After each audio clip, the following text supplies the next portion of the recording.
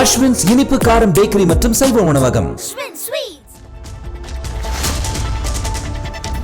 ஈரோடு மாவட்டம் அசோகாபுரம் அருகே petrol bunk முன்பாக சாலையில் சென்று கொண்டிருந்த கார் திடீரென தீப்பிடித்து எரிந்ததால் பெரும் பரபரப்பு ஏற்பட்டது. வீரப்பன் சத்திரம் பகுதியைச் சேர்ந்த சதீஷ்குமார் என்பவர் தனது காரில் பவானி சாலையில் சென்று கொண்டிருந்த போது திடீரென கரும்புகை வெளியேறிய நிலையில் தீப்பிடித்து எரிந்தது. அந்த சமயத்தில் சுதாரித்துக் கொண்ட ஓட்டுநர் சதீஷ்குமார் காரை விட்டு வெளியேறிய நிலையில் மளமளவென பற்றி எரிந்தது. அதனைத் தொடர்ந்து பொதுமக்கள் தீயை அணைக்க முயன்றதை அடுத்து சம்பவ இடத்திற்கு சென்ற காவலர் தீயணைப்பான் மூலம் அணைக்க முயன்றார்.